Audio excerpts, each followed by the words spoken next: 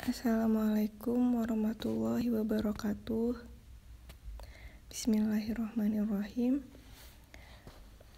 Saya Hulus Sadah, mahasiswi Prodi Ekonomi Islam, kelas Ekonomi Mikro Islam B, yang diampuh oleh Ibu Fitri Eka Alianti.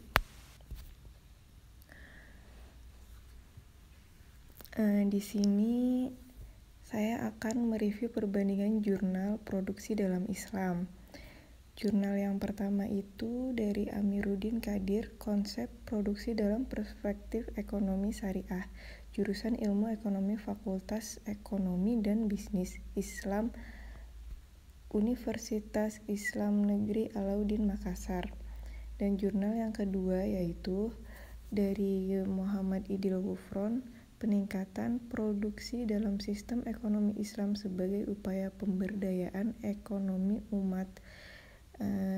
Ini dosen ekonomi syariah Institut Agama Islam Nurul Jadid Paiton Probolinggo. Nah, perbedaan dalam jurnal pertama dan jurnal kedua itu, yang pertama, produksi adalah kegiatan yang menimbulkan manfaat atau faedah serta nilai suatu barang dan jasa. Dalam konteks lain, produksi sebagai usaha untuk menciptakan kekayaan dengan memanfaatkan sumber daya alam oleh manusia. Oleh karena itu, Islam memandang bahwa produksi adalah usaha untuk menghasilkan dan mengupayakan sesuatu dalam nuansa kelangsungan hidup manusia di dunia. Dari jurnal yang kedua, produksi dalam arti yang sederhana bukanlah sesuatu yang dicetuskan oleh kapitalis. Produksi telah terjadi semenjak manusia bergelut dengan bumi, karena produksi merupakan suatu yang primer dalam kehidupan. Dalam Islam, produksi bukan berarti menciptakan, akan tetapi menandagunakan dengan mengambil atau memanfaatkan sumber daya alam yang ada. Lalu konsep produksi dalam ekonomi Islam. Di sini Monzerhaf mengatakan bahwa pengambilan manfaat dari setiap partikel dari alam ini adalah merupakan tujuan ideologi umat muslim. Ungkapan tersebut mengandung konotasi bahwa umat manusia diberikan peluang untuk menuntut dan mengambil manfaat dari alam ini. Maka jelas ya bahwa kewajiban keagamaan bagi manusia terhadap dunia untuk menuntutnya, dan ia secara langsung bersumber pada pandangan Islam mengenai manusia dan alam semesta. Nah, dalam pengambilan manfaat alam tersebut, hendaklah diperhatikan norma-norma atau etika dan hukumnya yang telah ditetapkan oleh syariat.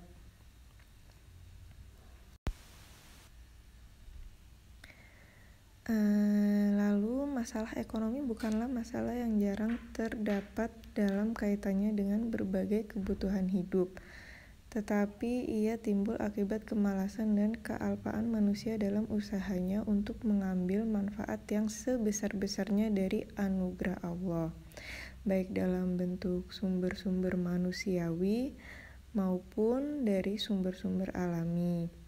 Kelebihan dari konsep ekonomi Islam dibanding ekonomi konvensional yaitu di mana Islam selalu diiringi dengan nilai-nilai keadilan, kebijakan, dan kejujuran. Nah, di sini ada beberapa tujuan produksi sehingga ia diwajibkan untuk melakukannya, sebagaimana penulis kutip dari pendapat Yusuf Qardawi, yaitu yang pertama untuk memenuhi kebutuhan hidup, yang kedua untuk kemaslahatan keluarga, yang ketiga untuk kemaslahatan masyarakat, lalu yang keempat untuk membangun dan memakmurkan bumi ini. Masih dalam jurnal yang pertama, keempat tujuan yang telah disebutkan tadi itu cukup memberikan respon seseorang bahwa betapa pentingnya produksi yang harus dilakukan oleh seseorang dalam meraih penghidupan yang baik dan sempurna. Para sahabat Nabi sepenuhnya menyadari bahwa pentingnya produksi dalam kegiatan manusia. Di sini Umar bin Khattab pernah berkata, "Carilah penghidupan kalian dari harta kekayaan yang terpendam di bumi dengan usaha keras."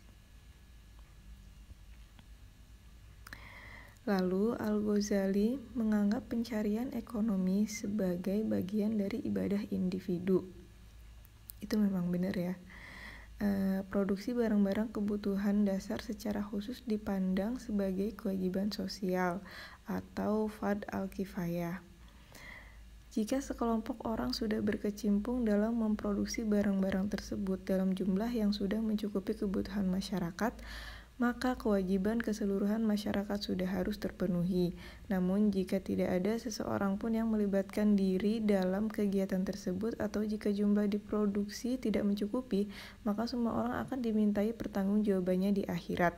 Pada pokoknya, negara harus bertanggung jawab dalam menjamin bahwa barang-barang kebutuhan pokok diproduksi dalam jumlah yang cukup.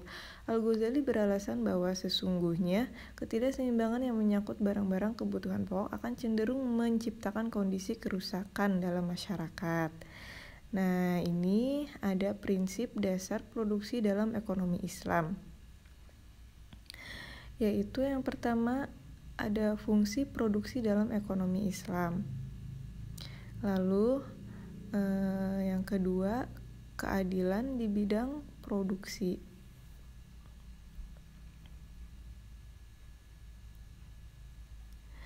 Lalu kita masuk pada jurnal yang kedua.